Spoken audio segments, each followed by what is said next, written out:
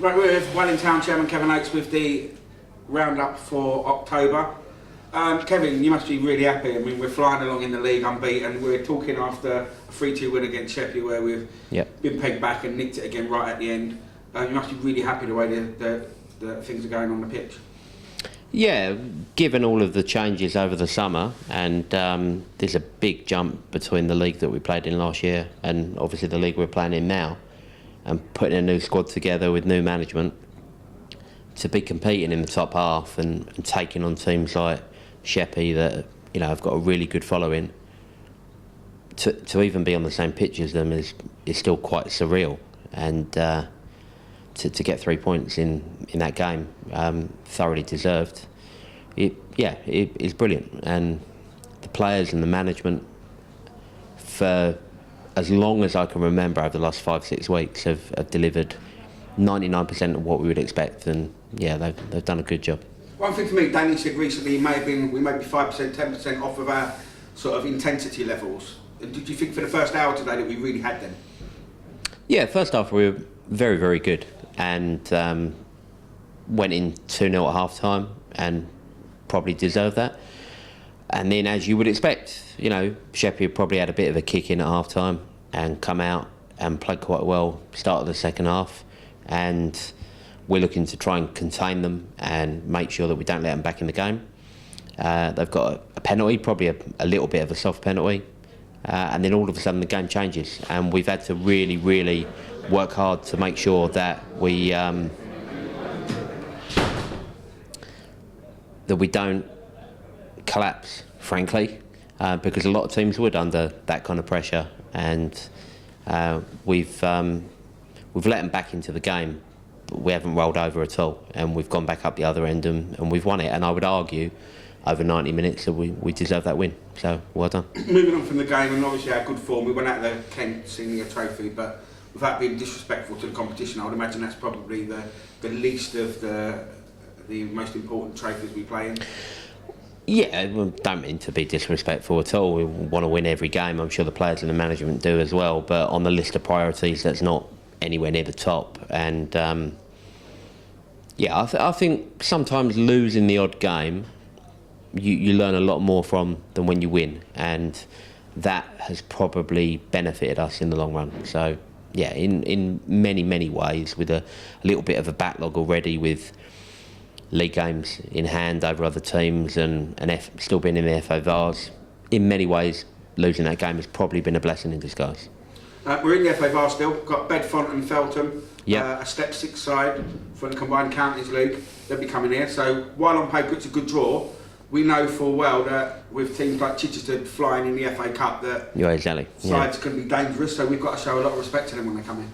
Yeah, any game, doesn't matter who you are, any game you've got 11 v 11, they're not at this stage of the competition for no reason. It's because they've beaten sides. They beat a step 5 side away from home in the last round apparently, so we won't take anything for granted. On paper it is a good draw. We're at home and they're in a lower league, but if we lower our standards at all, we'll get beat. And I think that would apply with any team that we play between now and the end of the season.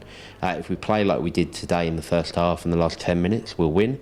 If we play like we did in the first 20 minutes of the second half, or we give them any kind of opportunity, or we are complacent or take our foot off the gas and, as you said a minute ago, give 5-10% less than we can give, we'll get beat. So it's in our hands, really. If we do our job, we're confident. We'll move quickly on to Tristan's reserve teams. Can you update us how they're doing at the moment?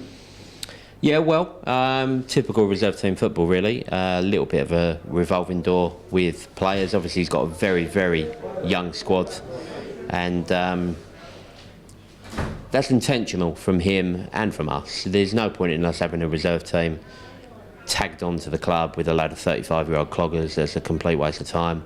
I'd rather have 17, 18, 19-year-old lads that are progressive, will listen, will learn, and will improve and develop, and could push for first-team places in the future, as many of them have already.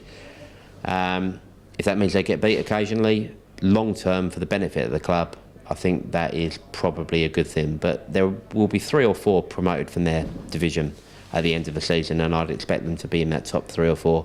They're good enough, and they've had a few little bumps in the road, but nothing that they can't put right. And also, as you said, we have had some of the reserve players in and around the first team, so they have got that carrot there. Well, Danny, that's the way it should be. In touch, and he will include them. If you're going to have a first team and a reserve team that are completely separate entities, where the first team are all mates with each other, the reserve team are all mates with each other, the first team and the reserve team don't talk on a playing level, don't talk on a management level, what's the point? You're effectively 2 different clubs. If you're going to have one club with 40 or 45 people under the playing umbrella with a little bit of fluidity between both teams, that's the way it should be. And if that means that you drop a few points every now and again, but in the long term, that is to the benefit of your club, with a lot of 17 to 19-year-old players progressing through the system, in the long run, our club will be much stronger for that. Any plans for the rest of the season? What are the aims? What are you looking to get out of the rest of the season? I think we're probably, I've not looked at the other results yet, but I think we're probably well established in the top half now, and that's brilliant. I'm genuinely, I wouldn't say surprised, I'm pleased, but I know what our players and management are capable of. I would like that to continue without any kind of pressure.